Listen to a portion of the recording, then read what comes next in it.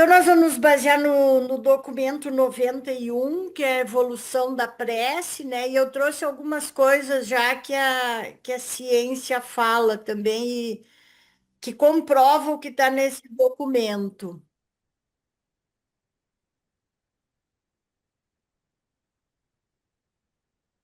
Precisaria deixar todo mundo na tela, porque... Mas, bom, para eu ver quem é que entra. Eu vou te pôr de co-host, Ângela. Aí tu pode ir admitindo as pessoas para mim? Eu nunca fiz isso, eu posso se eu souber fazer.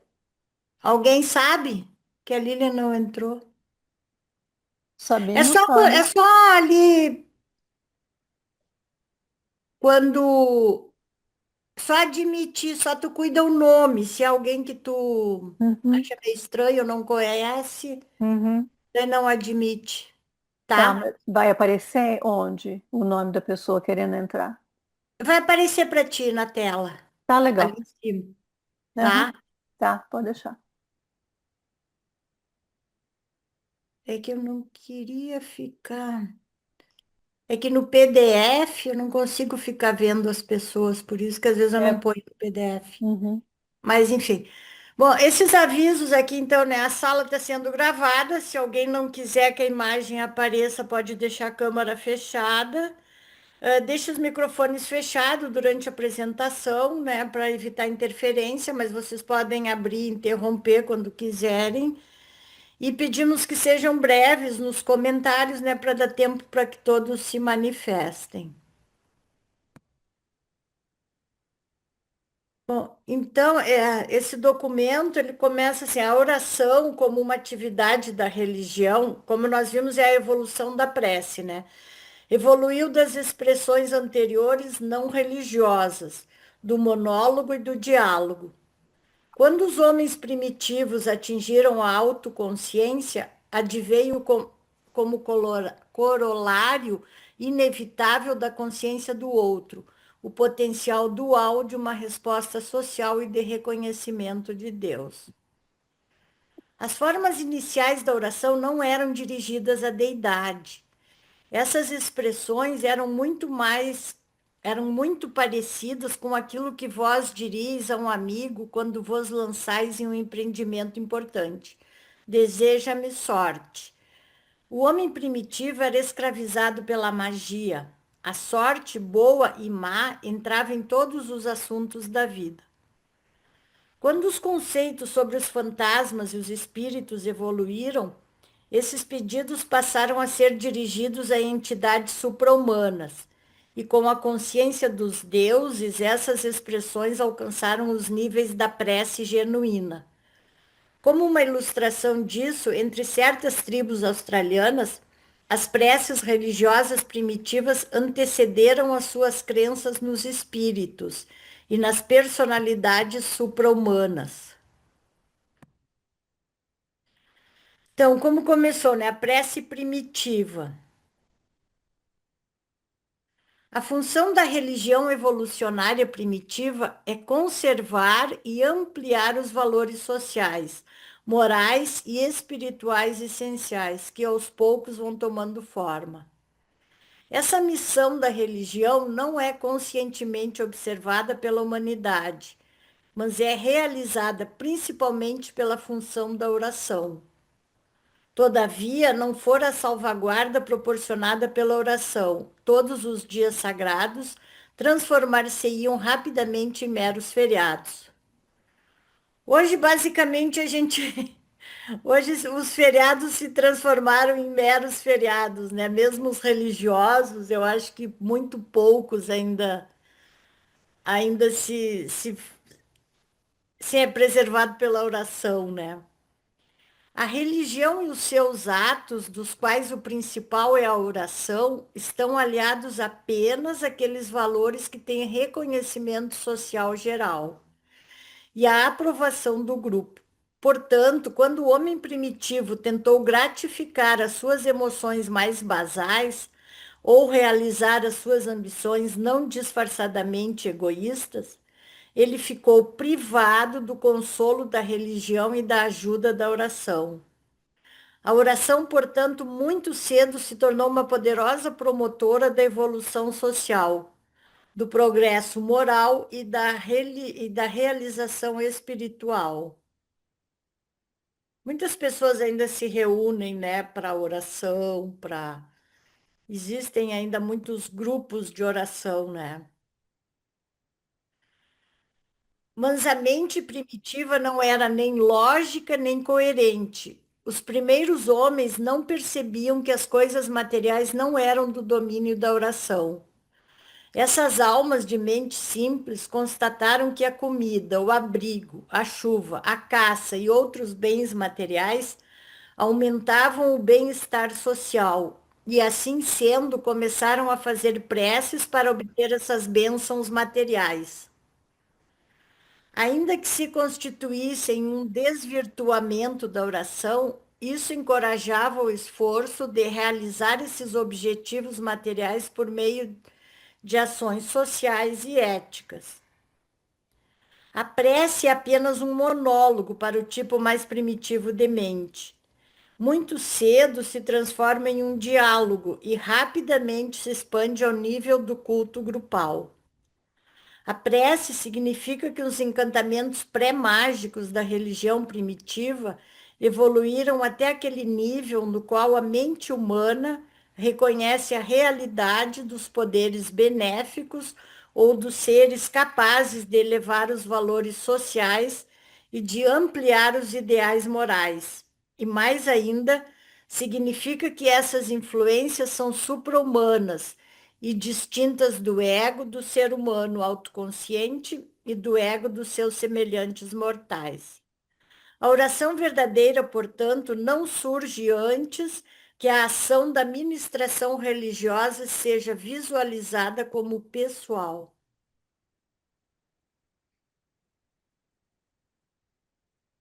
Para aqueles mortais que não se libertaram das algemas primitivas do medo, há o perigo real de que toda prece possa levar a uma sensação mórbida de pecado, a convicções injustificadas de culpa, reais ou fantasiosas. Mas nos tempos modernos não é provável que tantos gastem tanto tempo em preces, a ponto de que isso os leve a reflexões nocivas sobre a própria indignidade ou culpabilidade. Os perigos que se relacionam à distorção e à deturpação da oração vêm mais da ignorância, da ignorância, da superstição, da cristalização, da desvitalização, do materialismo e do fanatismo. A prece em evolução.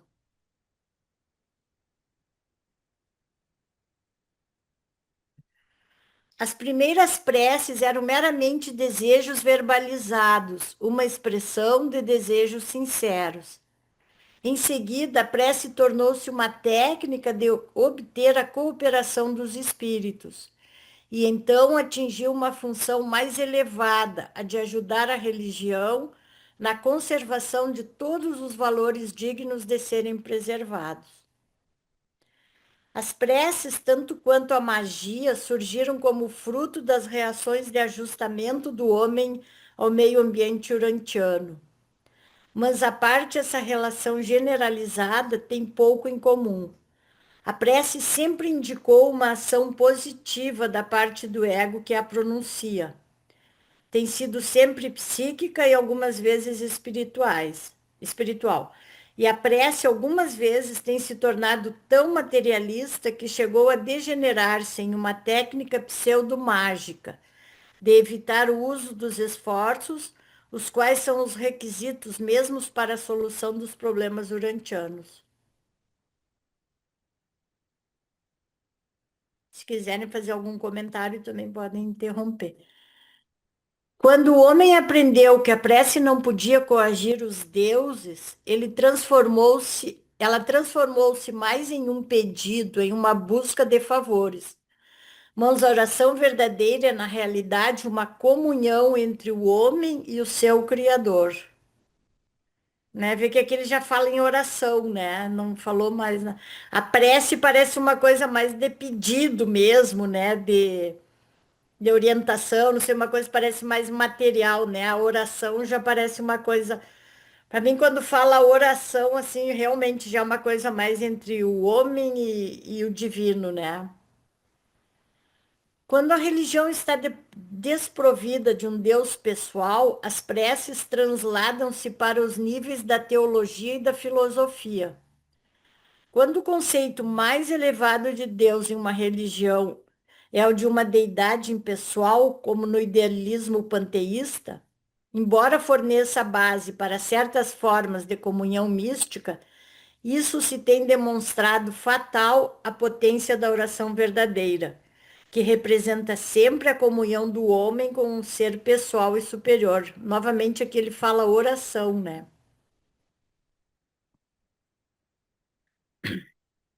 Mas há também um domínio da prece no qual o indivíduo intelectualmente alerta e em progresso espiritual alcança um contato maior ou menor com os níveis supraconscientes da mente humana. Domínio esse que é do ajustador do pensamento residente. A oração contribui grandemente para o desenvolvimento do sentimento religioso, de uma mente humana em evolução. É uma influência poderosa que opera impedindo o isolamento da personalidade. A prece representa uma técnica associada às religiões naturais da evolução da raça e forma também uma parte dos valores experienciais das religiões mais elevadas, em excelência ética, as religiões da revelação. Orar com ética.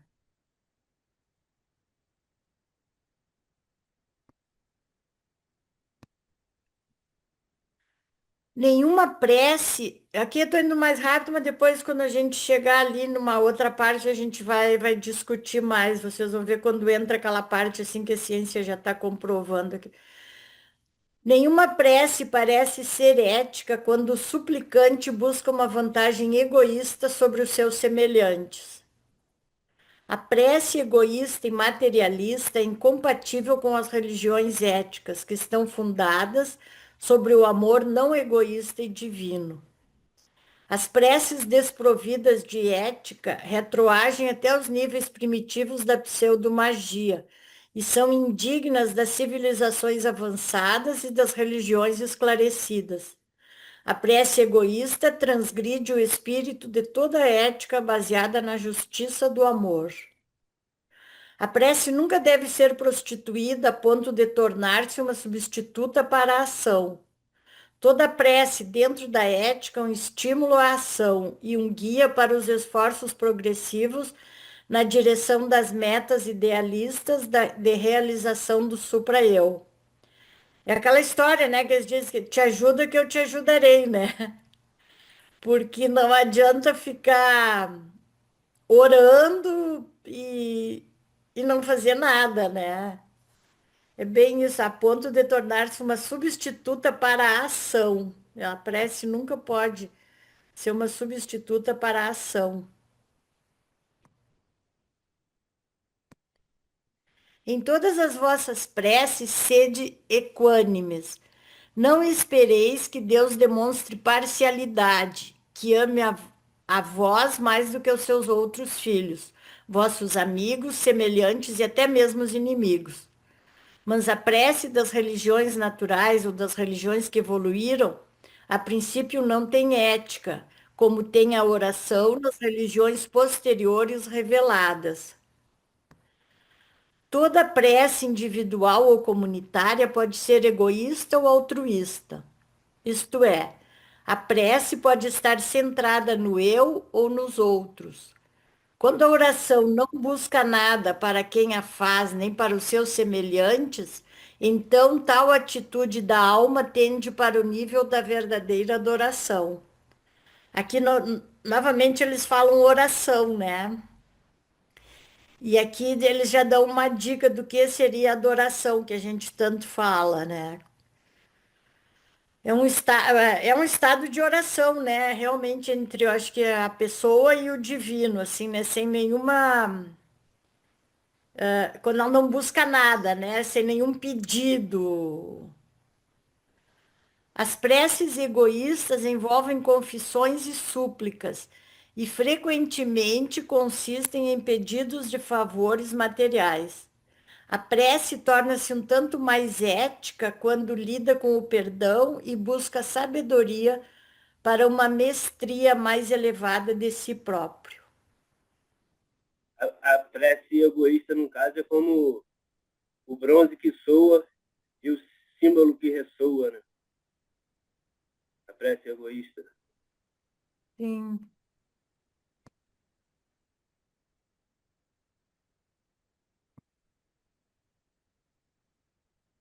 Eu estou gravando? Eu botei para gravar, mas não está aparecendo para mim. Mas você pôs para gravar. Pus. Mas acho que sim.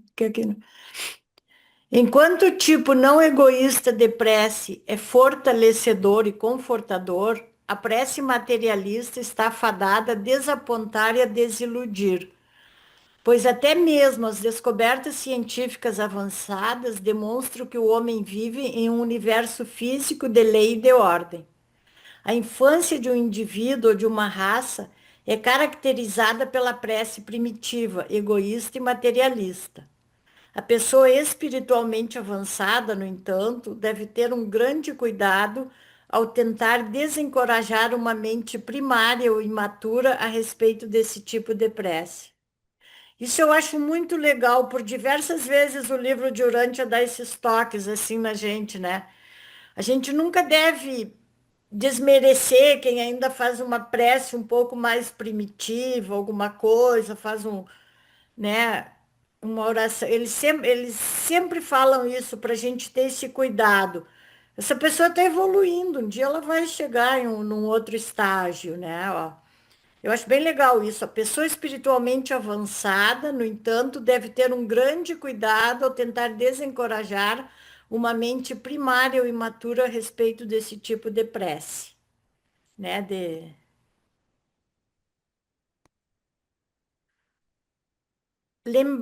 Que isso? Por que está aparecendo isso para mim? Deixa eu ver aqui uma coisa. Sei. Deixa eu só ver um negócio. Lembrai-vos, pois, ainda que a prece não muda.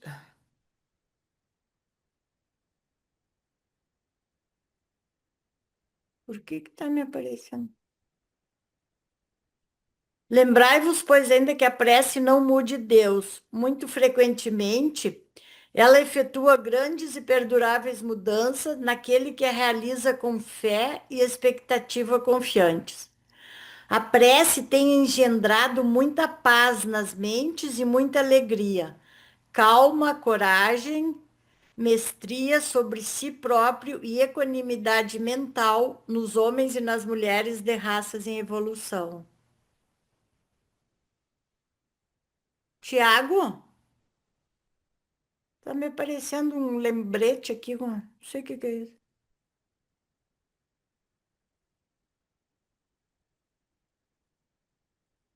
Sei. Tem um Tiago Oi, aqui. Tiago.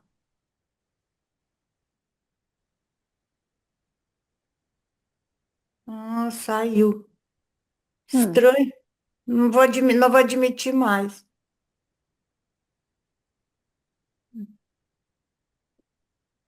É muito estranho. eu não admiti ele, não. Admiti só o Adão. Mas agora não sei por que estava me aparecendo ali umas coisas. Uhum. Vou deixar.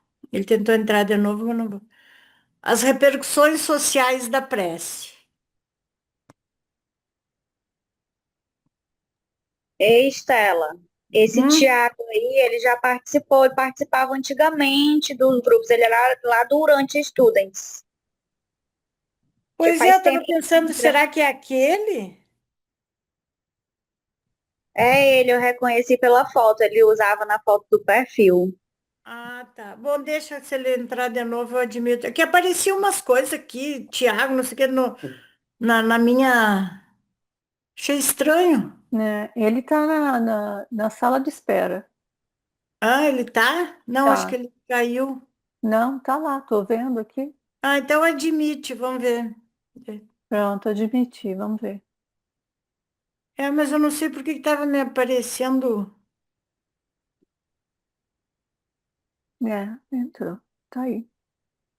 É, vou ficar cuidando da foto dele. Uhum. Tá conectando o áudio. É.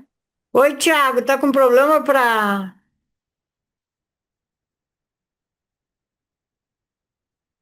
Tá fechado o microfone dele agora. Bom, vamos lá. A prece, contudo, não tem de ser sempre individual. Ó, a prece grupal ou congregacional é muito eficiente, pois é altamente socializante nas suas repercussões. Quando um grupo se empenha em uma prece comunitária para o enaltecimento moral e para a elevação espiritual, tais devoções atuam sobre os indivíduos que compõem o grupo, e todos se tornam melhores em consequência da participação. Até mesmo toda uma cidade ou uma nação inteira podem ser ajudadas por tais preces devocionais. A confissão, o arrependimento e a prece têm conduzido indivíduos, cidades, nações e raças inteiras a esforços poderosos de reforma e até atos corajosos para a realização de muito valor, para realizações de muito valor. Isso é muito legal, essa. Aqui o livro de Urântia, então, ele fala isso, né? Que através da prece a gente pode modificar até uma cidade, uma nação inteira pode ser ajudadas, né? E isso eu acho muito legal, porque daí eu achei uma comprovação. Não chega a ser científico isso, assim, né? Mas são estudos já. O Maharishi, ele declarou nos anos 60, olha só, né? O livro recém tinha sido lançado, que se 1% da população mundial praticasse sua forma de meditação, as guerras desapareceriam da face da Terra. Por volta de 1974, porém, mais de 250 mil norte-americanos já praticavam a meditação transcendental. E em muitas pequenas cidades, o número de adeptos atingia 1% da população local. Foi a senha para o início dos estudos.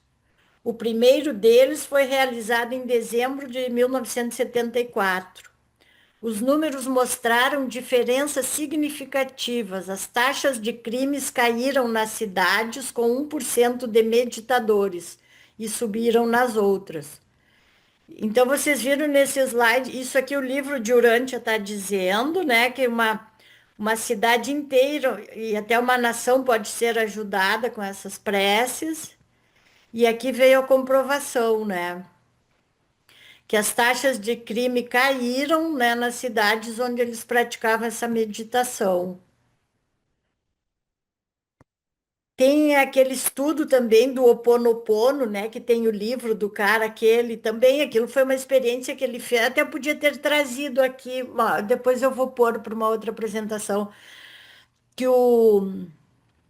Ai, que eu esqueci o nome dele, agora eu tenho os livros dele, aquele do Ho Oponopono, que ele fez essa experiência numa prisão, né? Fala, Dani. Sim, que ele tomava de conta de uma prisão lá no Havaí, né? E ele Isso. modificou o comportamento dos presos só praticando esse Ho'oponopono, que é uma forma de prece que, inclusive, olha, eu não acreditava nisso, eu estou praticando. Mas é incrível a capacidade que tem, assim, de transformar. É. Agora, eu lembrei do Ho Oponopono, agora eu podia ter É o trazido Joe aqui. Vitale, não é que você está falando? Isso, Vitale, é. É. Eu fiz o curso com ele, do Ho Ah, Oponopono. eu tenho os livros dele. É. Mas isso é uma prática de uma tribo cauã, Havaí, é, parece do Havaí. Do Havaí, A prática é deles. é, Ele só pôs em prática assim na prisão e tudo, criou, né, é. os cursos, mas Eles curaram a mais de 20 pacientes só fazendo o Ho Oponopono sobre os papéis dos pacientes, as pastas dos pacientes na sala ao lado, nem em frente dos pacientes, e curaram eles. eu tenho os livros dele e tenho dessa tribo cauana ali, que é Uhum, também o livro, um livrinho verde que é. é. Então, aí eles seguiram esse estudo, né? O estudo foi então ampliado para 11 cidades com 1% de meditadores e 11 cidades controle. Isso aqui é 1% da população, né? As primeiras tiveram índices de crime 16,6% menores que as últimas. Um dos estudos mais interessantes neste aspecto foi desenvolvido em 1983, durante o auge da guerra entre Líbano e Israel. Descobrimos que nos dias em que o grupo de meditadores teve o máximo de participantes e também no dia seguinte a eles, os níveis de conflito tiveram redução de cerca de 80%. Estudos anteriores já haviam mostrado, aliás, que para se obter um efeito repetível e demonstravelmente mensurável em relação à violência, não era necessário nem mesmo uma quantidade de meditadores correspondente a 1% da população. Bastava o equivalente à raiz quadrada desse número. Então não precisa 1% da população, né? A raiz quadrada de 1% da população já é suficiente para obter esses resultados, né? Então, se a gente pegar 8 bilhões, quem é bom aí de 1% da... A raiz quadrada de 1% de 8 bilhões, no caso da população mundial, já é suficiente para mudar, né? Claro, se a gente pegar isso para uma cidade, dá bem menos. E que eu acho legal é isso, né? Porque a gente vai lá no livro de Urântia e se a gente procura, tá tudo ali, né? Comprovado. Bom, voltando ao livro de Urântia, então. Se vós realmente desejais vencer o hábito de criticar algum amigo, o meio mais rápido de realizar essa mudança de atitude é estabelecer o hábito de orar por essa pessoa cada dia da vossa vida. Mas as repercussões sociais de tais preces dependem, sobretudo, de duas condições. A pessoa por quem se faz a prece deve saber que se está orando por ela. A pessoa que ora deve entrar em contato social íntimo com a pessoa por quem está orando. E aí eu pergunto assim, né? Por que isso? Assim, né? Caso contrário, temos o direito de interferir no livre-arbítrio da pessoa? Mas o livro de Urântia, aqui ele diz que que a pessoa tem que saber que a gente está orando por ela. Mas não sei, ali mesmo ele fala, ao invés de eu criticar um amigo, uma coisa, eu vou orar por ele, né? Mas eu preciso ir lá dizer para ele, ó, eu não vou te criticar, eu vou orar por ti. Eu acho que eu não preciso, né? Eu não sei, não concordo muito com isso. Dani? Então, sempre que eu me deparo com essa afirmação aí do livro de Urântia, eu também fico me questionando. Mas presta atenção, se eu fui parar para pensar, por exemplo, eu e minha irmã, às vezes a gente tem conflitos, mas se eu chego para ela e falo, Beatriz, eu vou começar a orar por ti, para que tu seja mais amorosa, menos grosseira. Aí eu comecei a perceber que quando eu aviso para ela que eu estou orando, de certa forma eu abro tipo um buraco para uma luz entrar na consciência dela de que ela é aquilo e de que eu vou orar por ela. De alguma maneira, eu acho que isso também é uma forma de impressionar a mente do outro, por mais que a pessoa ache que aquilo ali é irrelevante, tipo, tô nem aí, entendeu? Mas é uma maneira também de já, sei lá, é assim que eu comecei a ver, entendeu? Eu achei super interessante, porque vou confessar para vocês, muito raro eu orar por alguém para eu parar de criticar. Geralmente eu fico criticando mesmo e crio um ódio dentro de mim. Mas assim, quando as poucas, acho que uma, duas que eu coloquei assim, que eu falei, que foi inclusive com a minha irmã, que é que eu tô citando, eu acho que ela até ficou assim reflexiva. Primeiramente ela ficou chocada e depois eu acho que, não sei, de certa maneira ela saber que eu ia orar por ela, que eu só orei uma vez, inclusive, ela ficou assim mais, como te digo, menos reativa. Parecia que ela pensava um pouco mais antes de reagir.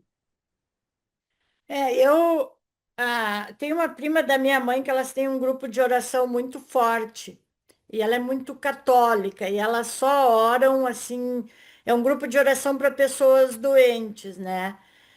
Então, esses dias tinha a mãe de um amigo meu que tá, várias pessoas já assim, né, conhecidos mesmo. Agora, por último, tinha a mãe de um amigo meu e depois o filhinho de um outro amigo esse filho tem problema até mental e tudo, e ele teve bem ruim.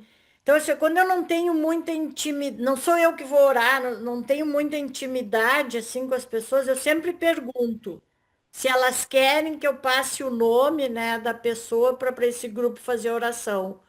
Aí eu sempre pergunto também, eu nunca passo assim sem, né, sem perguntar. Mas eu não sei também se sempre, sei lá, que nem a Dani falou, tá, vai avisar, mas às vezes eu vejo que ao invés de criticar, que nem ele diz ali, vou fazer uma oração, não preciso estar avisando sempre também, eu acho. Às vezes não é nem uma oração formal, né? É só uma maneira da gente trocar o pensamento até, ao invés de pensar. Às vezes a gente Às se vezes, irrita com alguém até no trabalho, assim, né? Então, hoje eu procuro trabalhar isso, assim, né? Mudar o pensamento, tentar ver de outra forma. Ou até pedir para que a pessoa se harmonize comigo. Então, eu acho que nesses casos já não precisa ficar avisando sempre também, né? Muitas vezes, nesses casos, a gente está pedindo para a gente, não é? Então, É, aí você não tem que avisar. Já pensou, Estela, eu tenho um problema com você, eu te critico sozinha aqui o tempo todo. Posso orar? Não dá é. certo. Eu acho que tem umas coisas que não fazem muito sentido, né? Porque até a mudança é da gente mesmo, né? Que nem tu falou. É, a mudança é na gente, né? É. Fala, Dani. exatamente, Angela. É por isso que eu tenho gostado do Ho'oponopono. Quando eu sinto raiva de alguém, aí eu faço raiva do fulano abençoada. Eu já abençoo lá, eu falo, sinto muito. Por favor, me perdoa, eu te amo, eu sou grata. Aí eu vou e faço pra mim também, Dani, abençoada, que é a culpa que eu sinto, né, por sentir raiva. Eu fico, poxa, eu leio tanto, eu adquiro tanta coisa, e na hora do pega pra capar, eu sou explosiva e tudo, mas eu não posso também tampar, né, como se fosse um vulcão entrando na erupção, tampar aquele sentimento que vem. Aí a maneira que eu encontrei, que eu considero uma prece, o Ho'oponopono, é muito interessante, porque você faz para você e você faz para o outro e você não precisa dizer para o outro. Mas é nítido que muda, porque é você quem muda. É. Boa noite, Maria. Boa noite, Roberto. Oi, boa noite, pessoal. Desculpe o atraso aí, mas tá ventando e chovendo muito aqui, então minha internet está horrível. Vamos mais um pouco, então. Deixa eu ver aqui.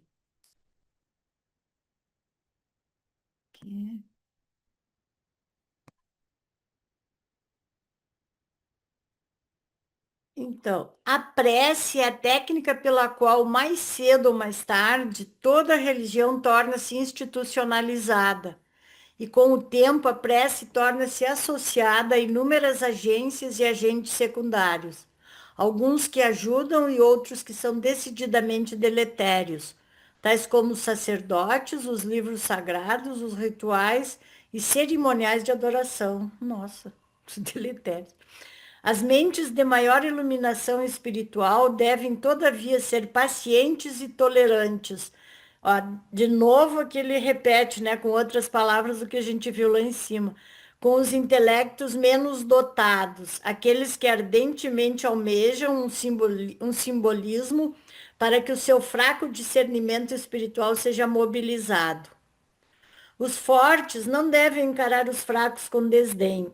Aqueles que são cientes de Deus, sem simbolismos, não devem negar a ministração da graça, do símbolo, àqueles que encontram dificuldade em adorar a deidade e em reverenciar a verdade, a beleza e a bondade, sem formas nem rituais.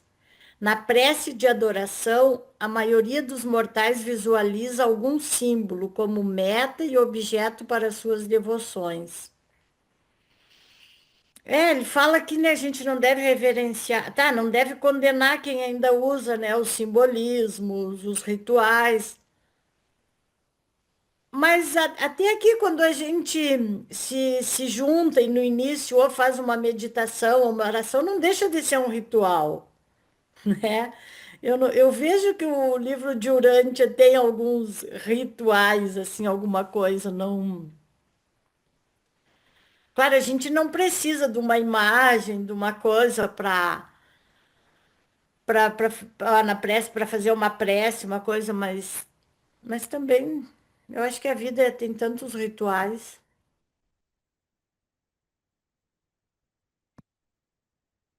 Abrangência da prece.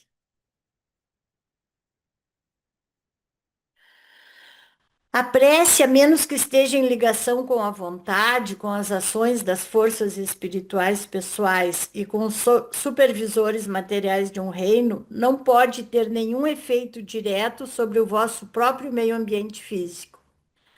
Ainda que haja limites bem definidos para a abrangência dos pedidos da prece, tais limites não se aplicam da mesma maneira à fé daqueles que oram.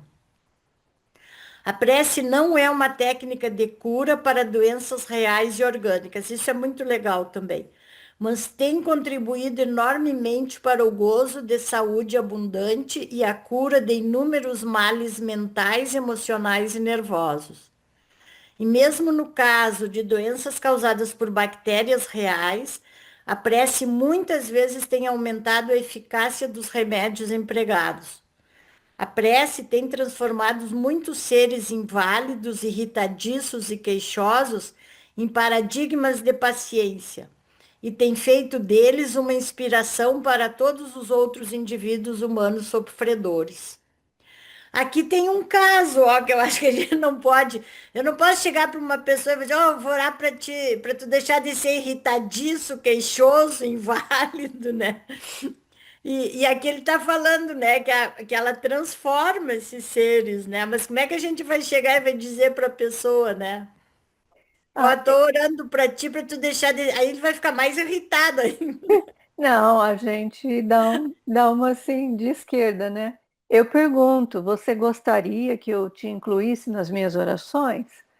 Então, eu não falo por quê, sabe? Ah, bom, aí sim, aí pode ser. É, eu não falo porque, eu vou orar por causa. Não, eu pergunto, eu falo, você gosta. Porque a pessoa já está queixosa, né? Dói aqui, dói Uhum. ali, dói lá. Você gostaria que eu incluísse você nas minhas orações? Ah, sim, por favor. Aí eu tenho ok. Ah, é uma Pode. boa técnica. É. Dani, fala. Ei, mas eu vi ali naquela que fala que a pessoa tem que saber que tá orando, embaixo tinha, que passou batido por mim, eu não vi, embaixo tinha dizendo assim, que você tem que entrar em contato íntimo, social, por aquela pessoa que você está orando.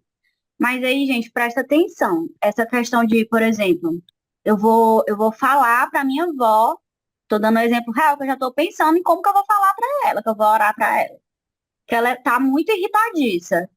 E aí, assim, eu tava lembrando aqui que fala que o que Deus exige da gente é um relacionamento de sinceridade, sinceridade, mais sinceridade.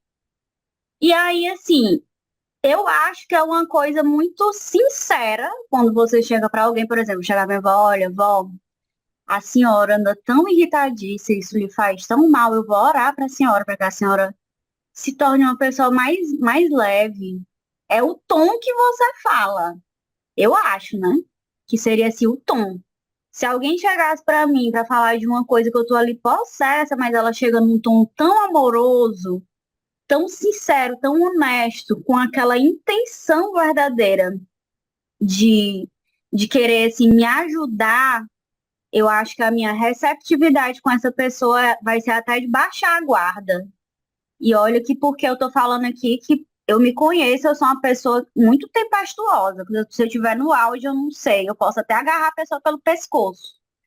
Mas eu acho que dependendo do tom e da intenção, principalmente, eu acho que assim, faz muito link com essa coisa toda. Não sei, tô muito reflexiva, gente. Esse negócio aí tá Mas mexendo. depende também, acho que da intimidade que tem com a pessoa, né? Que nem eu falei, às vezes é no trabalho, alguma coisa assim. Não vai chegar e dizer para a pessoa, faz que nem a Ângela disse, eu posso orar, posso te incluir nas minhas orações, alguma coisa assim, né? Também eu conheço pessoas no trabalho que não, que são ateias, né? Então, não posso pedir para incluir nas orações, né? Tem que fazer a oração. Se você tem algum problema com a pessoa, tem que fazer meio escondido mesmo. Não dá para. Depende, não fica com medo não, porque minha filha se diz que é ateia, mas ela pede para eu orar para ela, então vai entender. Não, não, É, também. é.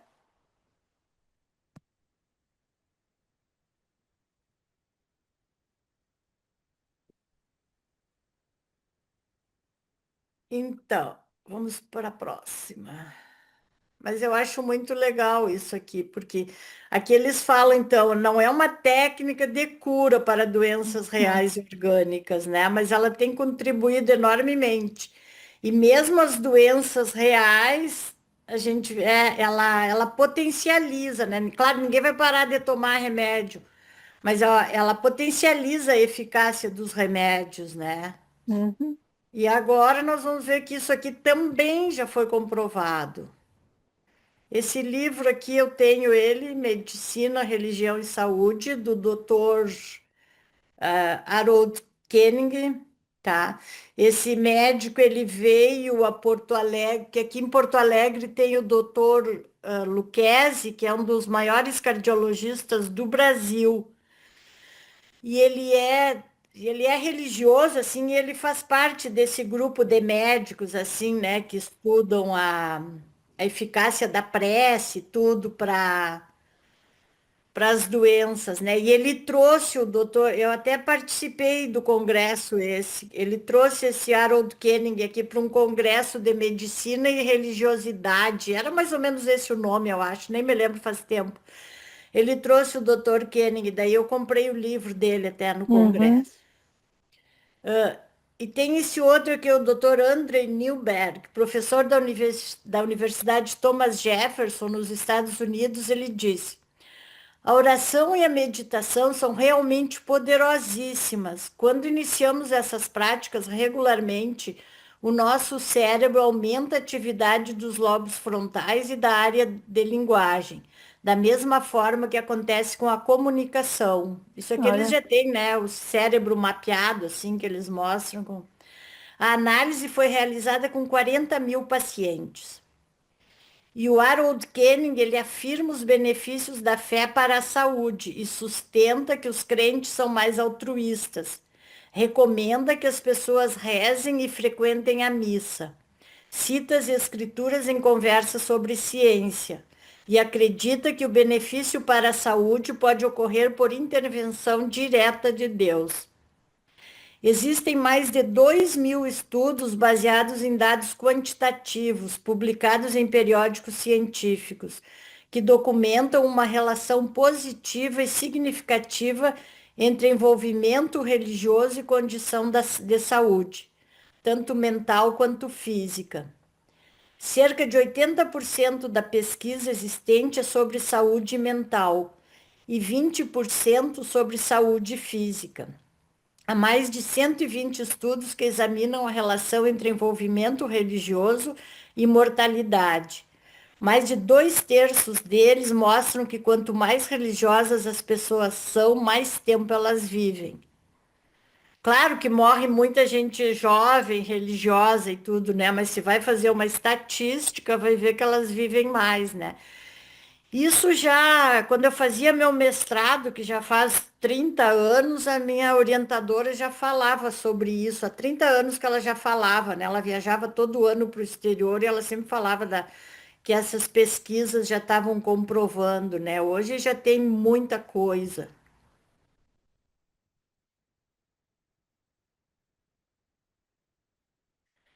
Então ele diz o Harold Koenig, né? São três vias. Melhora a saúde mental, fortes crenças religiosas dotam a pessoa de mais propósito, significado, esperança e felicidade. Melhor saúde social, mais apoio social, mais altruísmo e ajuda dos outros. Maior estabilidade conjugal e comportamentos mais saudáveis, menos consumo de cigarros, de álcool, drogas, menos práticas sexuais de risco. Para uma pessoa com aí o Harold Koenig diz assim, para uma pessoa com depressão, se não é grave, um padre está bom. Se for grave, será necessário um psiquiatra. E aqui no livro dele, então, tem perguntas que foram feitas para ele, né? Os benefícios da religiosidade funcionam como uma espécie de efeito placebo, no qual o paciente melhora porque acredita que Deus vai ajudá-lo? Aí ele respondeu assim: efeito placebo não é um bom termo para descrever o que ocorre. Significa que não existe um elemento ativo para o tratamento e que tudo está na mente da pessoa. Mas não sabemos se Deus está agindo aqui. A ciência não pode responder a essa questão. Talvez Deus esteja agindo e nós não tenhamos os métodos científicos adequados para prová-lo. Outra pergunta que fizeram para ele. Dizer que a fé ajuda a curar não coloca um peso extra sobre aqueles pacientes que não se recuperam e que podem se sentir abandonados por seu Deus? Aí ele respondeu: as pessoas não deveriam rezar apenas para obter cura física. Talvez Deus considere a saúde menos importante do que outras coisas. Talvez o processo curativo seja ainda maior se ele curar relações com os outros, ou curar a relação com Deus. Isso pode afetar a pessoa por toda a eternidade. Por isso, se a ênfase é na saúde física, então saúde se torna o Deus da pessoa. Isso desobedece ao primeiro mandamento que diz: não terás outros deuses diante de mim. Quando a saúde se torna Deus, as pessoas se desapontam. Outra pergunta. Dizer que ter fé é bom para a saúde e leva à cura não traz o perigo de fazer pacientes desprezarem tratamentos médicos e se aferrarem a promessas divinas? A fé é boa para a saúde, mas a medicina também é. Elas devem ser combinadas para um maior benefício. Sozinhas, tanto a fé como a medicina não funcionam tão bem. As pessoas devem procurar seu médico para tratamento médico e rezar e trabalhar no seu relacionamento com Deus. As duas coisas, né? Então não dá para negar nenhuma nem outra. Voltando ao livro de Urântia, então. Não importa quão difícil possa ser conciliar a dúvida científica sobre a eficácia da prece, olha só, eles falam dúvida científica, né? O livro de Urântia é incrível, ele traz isso. Não importa quão difícil possa ser conciliar a dúvida científica sobre a eficácia da prece com a necessidade sempre premente de buscar ajuda e orientação nas fontes divinas. Nunca vos esqueçais de que a prece sincera da fé é uma força poderosa na promoção da felicidade pessoal, no autocontrole individual, na harmonia social, no progresso moral e na conquista espiritual. Tudo que a gente viu acima ali que o médico falou, né? Às vezes eu até penso, será que esses caras leram o livro de Urântia? A prece, mesmo como uma prática puramente humana, como um diálogo com o próprio alter ego, constitui uma técnica de abordagem, a mais eficiente para colocar em ação aquela reserva de forças da natureza humana, que está armazenada e conservada nos reinos inconscientes da mente humana. A prece é uma prática psicológica saudável, independentemente das suas implicações religiosas e da sua significação espiritual. É um fato na experiência humana que a maior parte das pessoas, quando pressionada tão duramente quanto necessário, irá orar de algum modo para alguma fonte de ajuda. É verdade, né? Quando o avião está caindo, não tem quem não reze. Pai.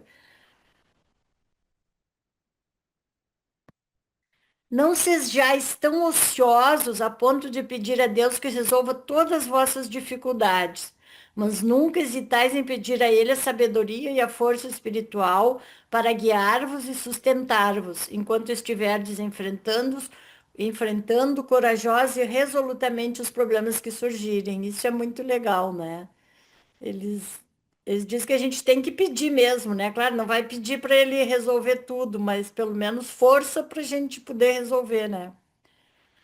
A prece tem sido um fator indispensável ao progresso e à preservação de uma civilização religiosa e tem ainda a dar deve ser ainda a dar poderosas contribuições ao futuro crescimento e à espiritualização da sociedade. Se aqueles que oram apenas o fizerem à luz dos fatos científicos, da sabedoria filosófica, da sinceridade intelectual e da fé espiritual. Orai como Jesus ensinou aos seus discípulos, honestamente, sem egoísmo, com equanimidade e sem duvidar.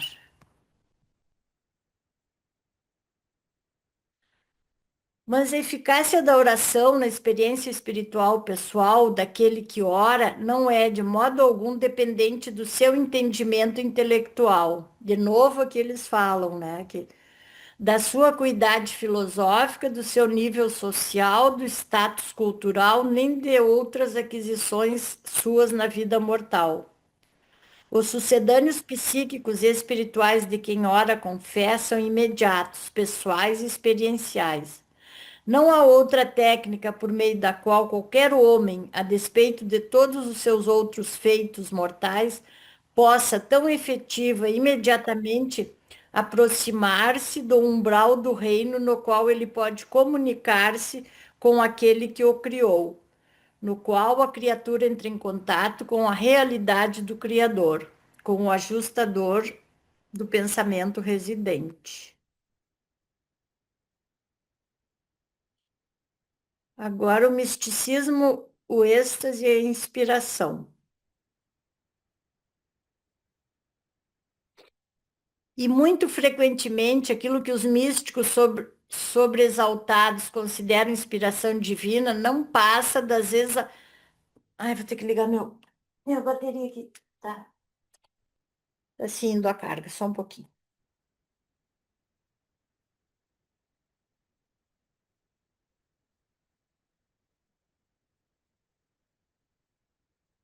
E muito frequentemente, aquilo que os místicos sobreexaltados consideram inspiração divina não passa das exaltações do profundo da sua própria mente. O contato da mente mortal com o ajustador residente, embora frequentemente favorecido pela meditação devotada, é com mais frequência facilitado pelo serviço sincero e de coração da ministração não egoísta aos nossos semelhantes. Os grandes educadores religiosos e os profetas das idades passadas não eram místicos extremados. Eram homens e mulheres conscientes de Deus que serviram melhor ao seu Deus pelo serviço não egoísta aos seus semelhantes mortais. Jesus frequentemente levava os seus apóstolos para longe por curtos períodos, para que meditassem e orassem, mas durante a maior parte do tempo ele os mantinha no serviço e no contato com as multidões. A alma do homem requer exercício espiritual tanto quanto alimento espiritual. E aqui eu lembro desses monges, né? Desses que ficam completamente isolados, só meditando, só orando. Eu acho muito fácil a vida deles. Não vejo nada. Que ele diz, ó, a alma do homem requer exercício espiritual, tanto quanto alimento espiritual. Olha, a maior parte do tempo ele os mantinha no serviço e no contato com as multidões, né? Jesus fazia isso, não é? Não tinha essa de ficar isolado lá só rezando e meditando. As pessoas religiosas não devem considerar todos os pressentimentos psicológicos vívidos, nem todas as experiências emocionais intensas, como revelações divinas, nem como comunicações espirituais. O êxtase espiritual genuíno vem associado, em geral, a uma grande calma externa e a um controle emocional quase perfeito. Aqui ele adverte, né, para a gente não confundir, sei lá, às vezes em meditação, né, com coisas com comunicações espirituais, revelações divinas. A mente humana pode atuar em resposta à chamada inspiração, quando é sensível, seja às exaltações do subconsciente, seja aos estímulos do supraconsciente. Nos dois casos, parece ao indivíduo que tais ampliações do conteúdo do consciente são mais ou menos alheias ao próprio controle. O entusiasmo místico incontido e o êxtase religioso desenfreado não são as credenciais de nenhuma inspiração, nem credenciais supostamente divinas. Aqui eles alertam bastante, né, para essas pessoas que agora estão dizendo até que estão canalizando até o ajustador, né? Tem aquele grupo nos Estados Unidos é bem forte, né, Ângela? O, Não, o Melquisedeque, e agora tem um grupo que diz que está canalizando o Michael. ele era o ajustador, mas esse grupo até tentou aqui no Brasil, tinha um cara, eu acho que de Brasília, o Júlio, acho que ele era de Brasília, que ele era o representante aqui desse grupo de canalização e coisa. Uhum. É, eu Eles tentam. conversei com um cara aí do Brasil uma vez, É. porque alguém daqui falou, ele está procurando um grupo. Eu até passei o nome dele para você. Entrei em contato com ele. Não, ele estava procurando um grupo para ficar canalizando. Eu falei, não, não é bem assim, não. Eu acho que esse Júlio, ele até tentou nos nossos grupos, assim, Não. trazer isso, mas daí, e nos Estados Unidos tem um grupo bem forte, né, desses de canalização, eles dizem que canalizam o Melquisedeque, ajustador, imagina canalizar o ajustador, né, uma coisa bem, Não, o Melquisedeque é uma segunda-feira sim, uma não. nossa, Então, você vê, o Melquisedeque está com tanto tempo de sobra que a cada 2 semanas ele pode vir e ficar 1 hora aqui conversando. Não, e eu atendi algumas reuniões para ver como é que era. Não tem nada a ver, certo? Acho que eu até tenho os transcripts ainda, porque de vez em quando tem alguém curioso para ver como é que é, eu tenho para mostrar, sabe? Não, de jeito nenhum. Mas a pessoa, e o que eles falam é que eles estão num grau mais avançado. Não é nada disso, não. E tem um grupo forte, sim, eu não consigo lembrar o nome agora. porque tem até um outro grupo que já fala na sexta revelação, né, É, é, que isso seria a sexta revelação. e um dos caras, ele é um dos instrutores do curso que eu estou fazendo, vai entender. E o porquê que ele está lá, ninguém fala nada, sei lá. Porque desde que a pessoa não traga nada na mesa, tá tudo bem. Entendeu? Quer dizer, se Uhum. você particularmente quer ir fazer isso, o problema não é nosso. Agora, se a pessoa vem no grupo e começa a falar no grupo, aí a coisa fica feia. Aí ele já corta. Igual aquela mulher do Canadá, que não conseguiu fazer isso no Canadá, ela colocou um vídeo no site dos Estados Unidos de um cara ensinando como fazer a canalização. Aí uma amiga minha lá do Canadá viu, escreveu para o pessoal daqui e falou, não pode, aí tiraram, sabe? Mas aí a gente tem que ficar de olho, porque Caligastia está aí fazendo o que ele pode fazer para tirar a gente. E aqui vocês veem esses dois parágrafos, né? A advertência que eles É, fazem, né? Para não se confundir, nada não disso, pode, né? não pode. Faz o que Jesus fazia, ele nunca canalizou É. nada.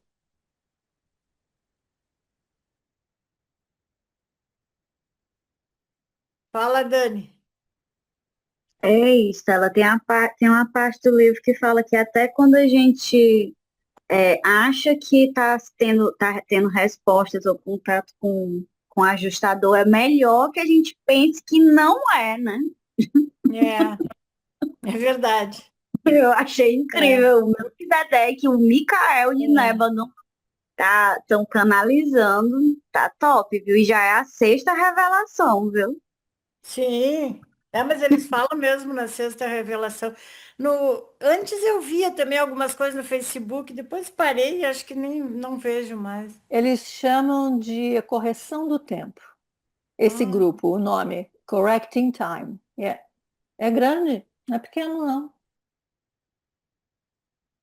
pois é, depois deles terem conhecimento do livro de Urântia e tudo, né? Eu sei que tem muita coisa que o livro de Urântia não explica, mas tem umas coisas assim meio óbvias, né? Que não dá para. O teste prático de todas essas estranhas experiências religiosas de misticismo, de êxtase, de inspiração é o de observar se esses fenômenos levam o indivíduo, ó, a gozar de uma saúde física melhor e mais completa, a funcionar mais eficiente praticamente na sua vida mental. Aqui tem um checklist, né, para a gente fazer. A socializar mais plena e alegremente a sua experiência religiosa, a espiritualizar mais completamente a sua vida no cotidiano e a desempenhar-se fielmente dos deveres comuns da existência mortal rotineira, a aumentar o seu amor e a sua apreciação da verdade, da beleza e da bondade, a conservar os valores sociais, morais, éticos e espirituais normalmente reconhecidos, a ter mais discernimento espiritual interior, a consciência de Deus. Aí já tem uma listinha para. A prece, todavia, não tem nenhuma ligação real com as experiências religiosas excepcionais. Ó, quando a oração torna-se estética demais, quando ela consiste quase que exclusivamente em uma contemplação da beleza e da bênção paradisíacas da divindade, ela perde muito da sua influência socializante e tende para o misticismo e para o isolamento dos seus devotos. Há um certo perigo ligado ao excesso de preces solitárias, o qual é corrigido e prevenido pela oração grupal, por devoções comunitárias. Como eles insistem nisso, né, numa prece grupal, eu acho por aqueles motivos ali que a gente viu que ela tem uma força enorme, né, em transformar as coisas também. A prece enquanto experiência pessoal. Há um aspecto da oração verdadeiramente espontâneo, pois o homem primitivo viu-se orando muito antes de ter qualquer conceito claro de um Deus. O homem primitivo tinha o hábito da prece em duas situações diversas, quando em grande necessidade experimentava o impulso de buscar ajuda, e quando em júbilo deixava-se levar pela expressão impulsiva da alegria. Eu acho que isso aqui até hoje ainda, né? Eu acho que não mudou muito. A pessoa, quando está precisando, ela reza. E quando ela está alegre, também, eu acho que a prece não é uma evolução da magia. As duas surgiram independentemente. A magia era uma tentativa de ajustar a deidade às circunstâncias. A prece é um esforço de ajustar a personalidade à vontade da deidade. A verdadeira prece é tanto moral quanto religiosa. A magia não é nem moral nem religiosa. A prece pode tornar-se um costume estabelecido. Muitas pessoas oram porque outras o fazem. Outros ainda oram porque temem que alguma coisa de terrível aconteça, caso não ofereçam as suas súplicas de sempre.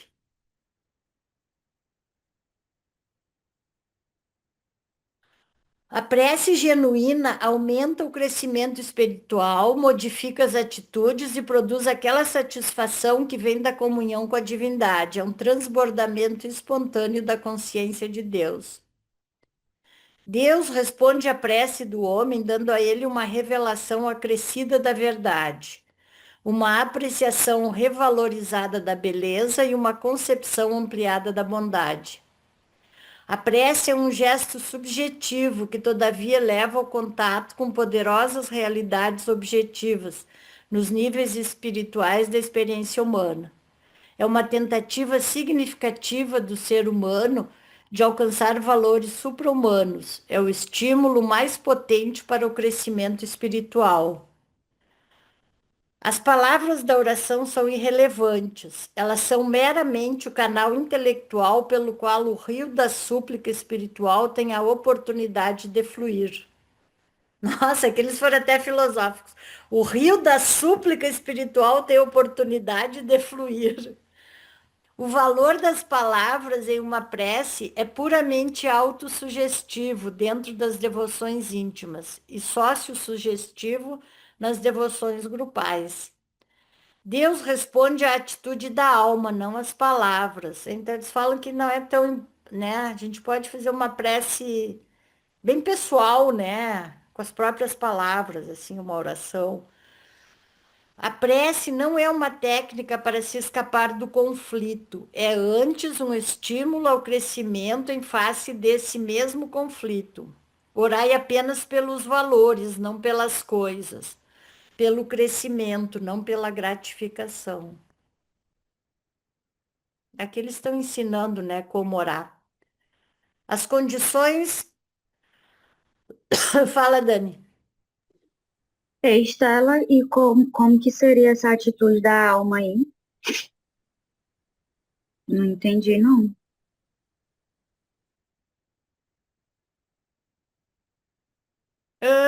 Porque, aqui eu entendo assim, ó, como ele fala aqui, ó, as palavras da oração são irrelevantes, né? Elas são meramente o canal intelectual. Então, o que vale não é como é que eu vou dizer assim, o tipo de oração que tu faz, as palavras que tu diz, né?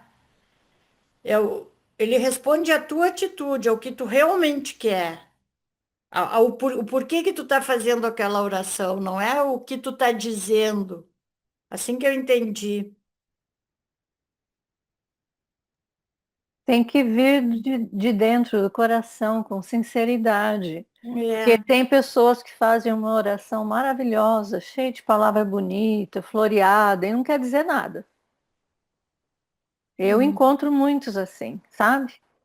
E outros fazem aquela oração tão comprida que você já perdeu, já caiu fora, você já nem está prestando atenção.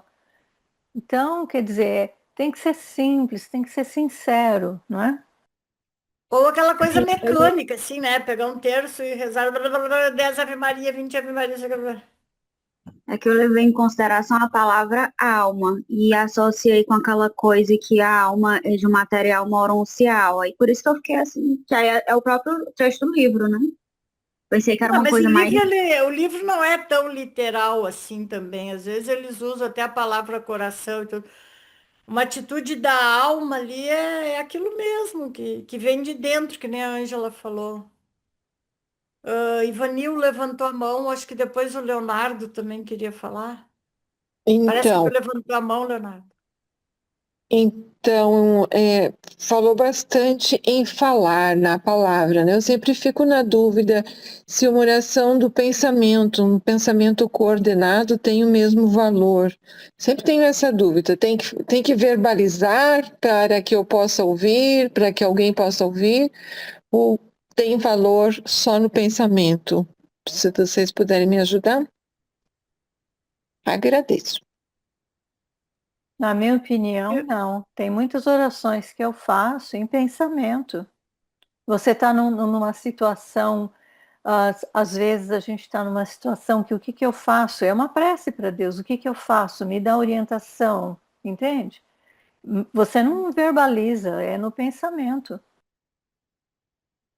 Até porque tem aquilo que diz, né, que para Deus o que vale é a intenção, né? Então, o vale é a tua intenção, não importa se tu verbaliza, se tu não verbaliza. Queria falar, Leonardo. Sim, poderia só voltar o documento anterior, por favor? Eu vi uma partezinha a respeito da personalidade ali que me chamou a atenção.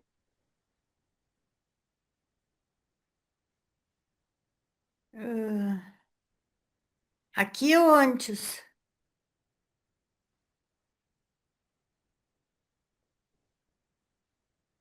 Ai, que é isso? Antes desse? Deixa eu só ver se está nesse.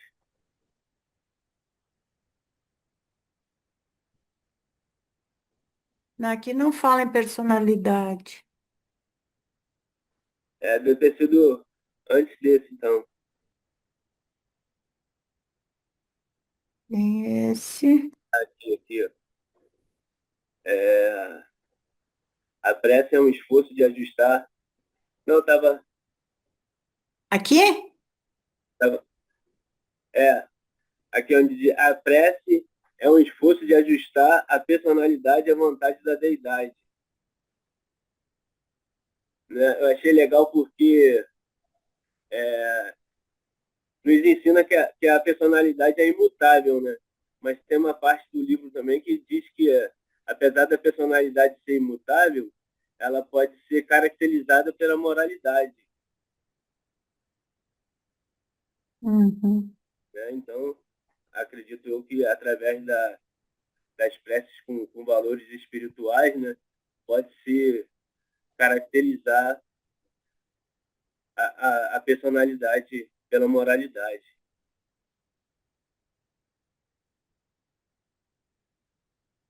apesar dela ser imutável.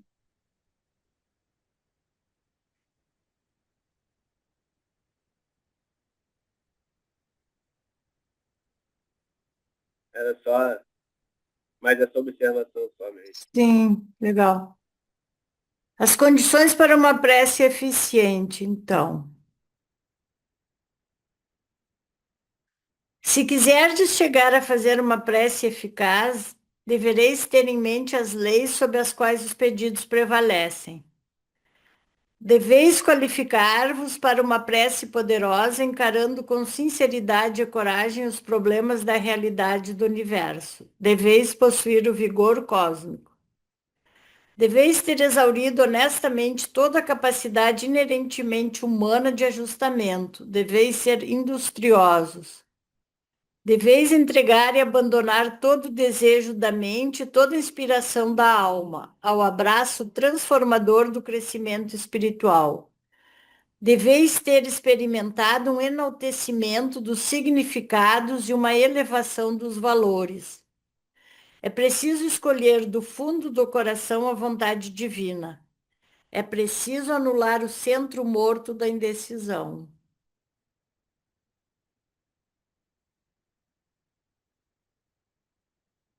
Não apenas deveis reconhecer a vontade do Pai e escolher cumpri-la, mas deveis fazer uma consagração sem reservas e uma dedicação dinâmica para de fato cumprir a vontade do Pai. A vossa oração será dirigida exclusivamente à sabedoria divina, para resolver os problemas humanos específicos que encontrardes na ascensão ao paraíso, a realização da perfeição divina. E por último, deveis ter fé, uma fé viva. Esse documento foi apresentado pelas criaturas intermediárias. E aqui termina. Deus responde à prece à sua própria maneira, não a nós. Por isso que às vezes a gente não entende muito, né? Isso foi Gandhi que falou. Eu gosto, Obrigada. eu gosto da frase que fala: a gente pede o que quer e ele nos dá o que nós precisamos. É verdade. Agora podemos conversar mais um pouco sobre. Eu gosto muito desse documento. Uhum. Ai, Eu alguma gostei ali dúvida? que ele falou que a prece deve ser dirigida à sabedoria divina. Muitas vezes, quando eu vou fazer uma prece, que é um pedido mesmo, aí eu fico na dúvida, assim, eu fico, meu Deus, eu peço para Cristo, eu peço para o ajustador, eu peço para a ministra divina, eu peço para. Ele fala, pede para a sabedoria divina, pronto. E aí vai ser recebida. Não, Legal. não importa para quem você faça a oração, porque eles começam a falar assim no livro: toda a gratidão vai para o filho, todos os pedidos vai para o pai. Mas tem um mais, quando tem um mas, anula tudo para trás. Não importa para quem você faz a oração.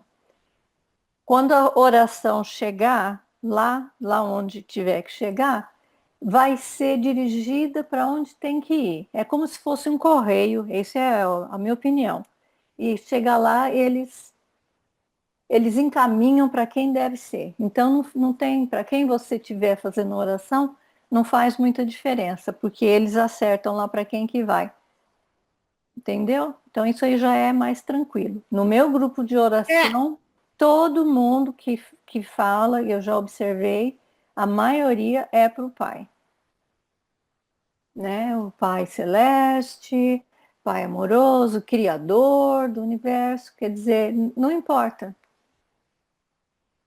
Ah, eu gostei, Ângela, eu tô empolgada, viu? Agora eu vou dizer para vocês, eu vou fazer mais preces.